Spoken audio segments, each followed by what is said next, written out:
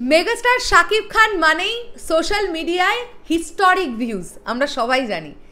Recent টাইমে তাণ্ডবের official teaser এসেছে, তোমরা নিজেরাই তো জানো যে কি পরিমাণ ভিউজ, 12 ঘন্টায় 5 মিলিয়ন প্লাস ভিউজ গিয়েছিল শুধু শাকিব ভাই আর ফেসবুক পেজ থেকে। তাহলে তোমরা বুঝতেই পারছো, এখনও আমি এটা আইডিয়া করে বলছি যে 15 মিলিয়ন প্লাস হয়তো ভিউজ গেছে সব মিলিয়ে। কত দিনের মধ্যে? 4 দিনের মধ্যে।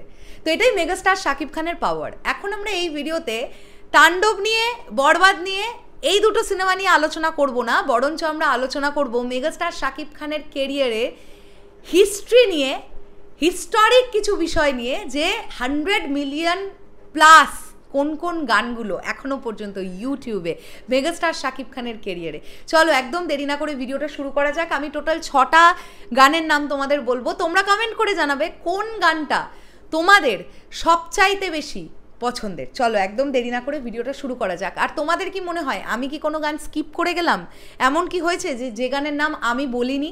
যদি সেটা হয়ে থাকে তাহলে সেটাও তোমরা কমেন্ট করে লিখতে কিন্তু কেউ ভুলো না। প্রথম গান হচ্ছে দুষ্টু কোকিল, 464 মিলিয়ন, 464 মিলিয়ন।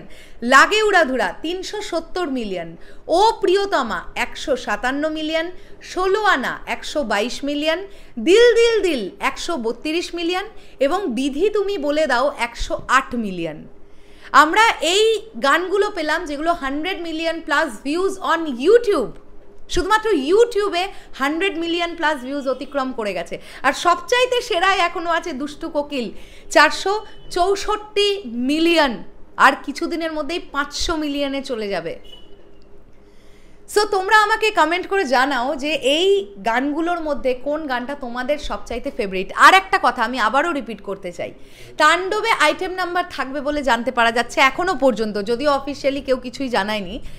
এই যে তুফানের দুষ্টু কোকিল আইটেম নাম্বারটা দেখো, মেগাস্টার শাকিব খানের ক্যারিয়ারে যতগুলো 100 মিলিয়ন আছে সবচাইতে টপে র্যাঙ্ক করছে কিন্তু দুষ্টু কোকিল। অর্থাৎ তুফানের দুষ্টু কোকিল ছবিটা ইতিহাস সৃষ্টি করে ফেলেছিল। তুফানের দুষ্টু কোকিল দর্শক পাবার পরে সেম টিম যখন তাণ্ডবে কাজ করছে, আবার যখন এটা জানতে পারা যাচ্ছে যে প্রীতম হাসান তিনি আইটেম নাম্বারটা করবেন, যদিও দুষ্টু কোকিল কিন্তু প্রীতম হাসানের করা ছিল না, করা ছিল আকাশ সেনের কলকাতা থেকে। তো যদিও লাগে উড়াধুরাও তো প্রচণ্ড হিট, মানে চার্টবাস্টার, সেখান থেকে দাঁড়িয়ে তাণ্ডবে জানতে পারা যাচ্ছে প্রীতম হাসানের আইটেম নাম্বারটা তিনি করছেন। তাই দর্শকের এক্সপেকটেশন কিন্তু থাকবে, কোথাও গিয়ে আমরা এটা চাইবো দুষ্টু কোকিলের হিস্ট্রিকে তাণ্ডবের আইটেম নাম্বার ব্রেক করে দিক। দেখা যাক কি হয়, দেখা যাক। তোমাদের কি বক্তব্য এই পুরো বিষয়টাকে নিয়ে অবশ্যই কমেন্ট করে জানিও। দেখা হচ্ছে আবার খুব শিগগিরই। তাহলে এখনের জন্যে টাটা।